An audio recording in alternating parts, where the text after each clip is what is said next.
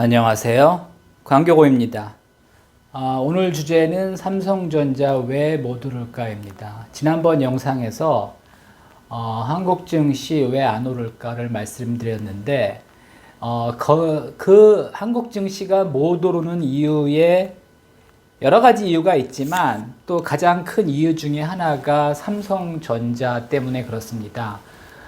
잘 아시겠지만 삼성전자는 시총이 504조고요.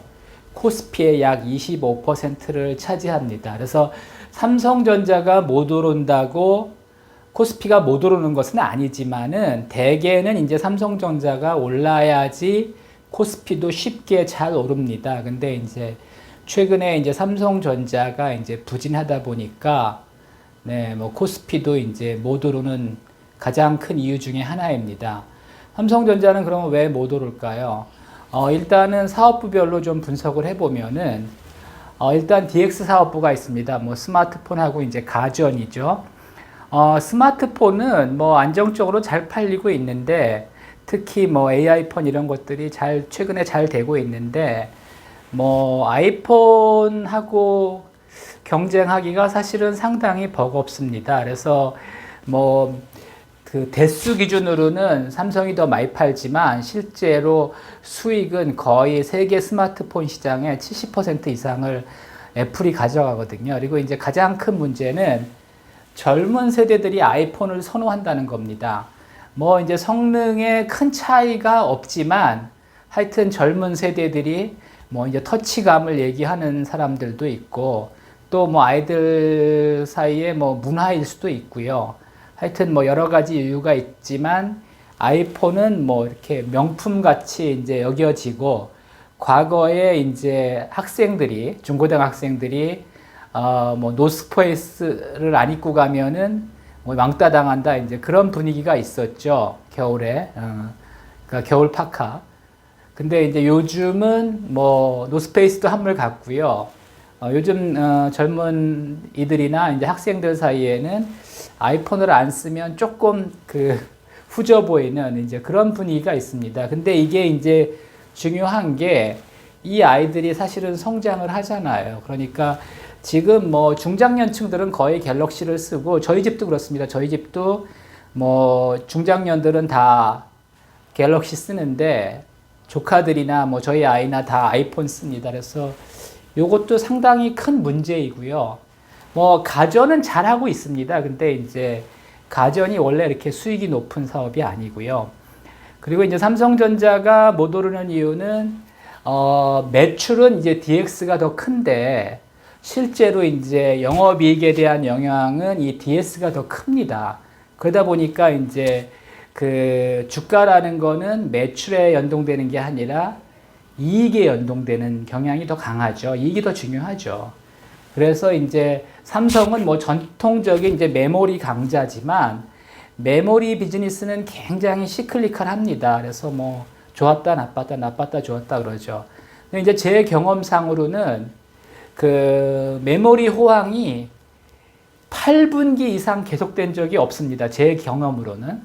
그 다음에 불황도 8분기 이상 계속된 적은 없습니다. 그러니까 보통 이제 좋을 때도 한 1, 2년 좋고요.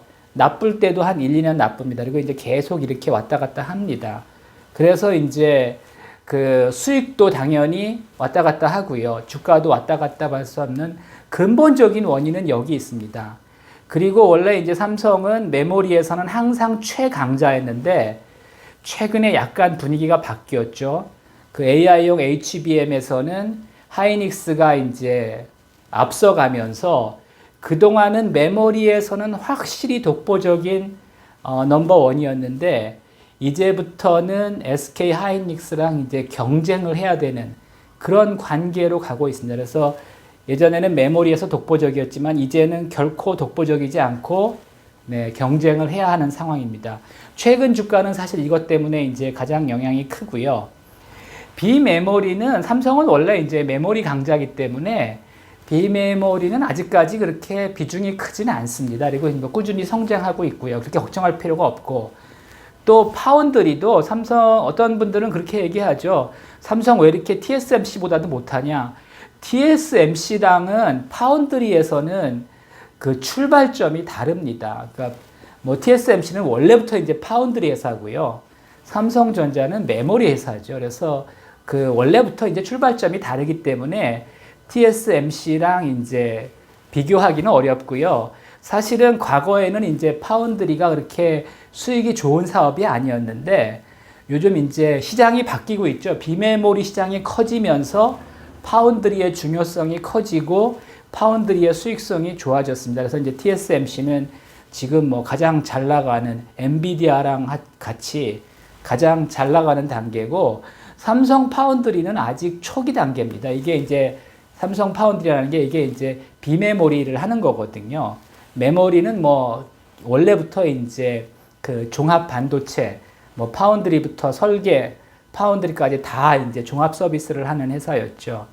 근데 하여튼 비메모리 쪽의 파운드리는 아직 초기 단계이기 때문에 뭐 잘하고 있고 아마 조만간에 기회가 올 겁니다. 그리고 그 미국의 이제 그 반도체 디자이너들도 결코 TSMC에만 맡기지는 않을 겁니다. 그 이제 엔비디아도 HBM을 하이닉스에만 맡기지는 않을 거고요. 워낙 수요가 크기 때문에 하이닉스 혼자 감당하기도 어렵고 그래서 엔비디아의 전략은 SK 하이닉스와 삼성전자를 경쟁시키면서 마진은 이제 엔비디아가 이제 최대화하는 그러니까 엔비디아, SK 하이닉스와 삼성전자를 경쟁시키면서 엔비디아가 이제 이익을 독식하는 그런 아마 계획을 짜고 있을 겁니다. 뭐 디스플레이 뭐 굉장히 잘하고 있고요. 뭐 LCD는 맛이 같지만 뭐 퀀텀 닷이나 또 이제 그 삼성은 주력이 저거죠. 이제 물론 TV용도 많이 하지만은 스마트폰용 그 디스플레이를 많이 하죠. OLED. 그래서 삼성이 그 스마트폰용 OLED에서는 뭐 독보적이고 LG보다 훨씬 오래전부터 사실은 OLED 투자를 했었고요. 단지 이제 TV 적용은 LG가 이제 조금 앞서가는 이제 그런 상황입니다. 뭐 현재 시총 504조고요. PER 14.8배입니다. 뭐 조금 저평가돼 있지만 그렇게 저평가돼 있는 건 아니고요. PBR 1.3배로 미국 기업에 비해서는 상당히 낮죠. 그리고 이제 삼성전자가 전체 시가총액에서 25%를 차지하다 보니까 사실은 그 우리나라 그 주식시장에 비해서 삼성전자가 너무 크죠. 그래서 사실은 삼성전자만 사가지고는 초과 이익을 많이 내지 못하기 때문에 과거에는 삼성전자를 오버웨이팅하는 펀드들이 많았는데 요즘은 사실 언더웨이팅하는 펀드들도 많습니다.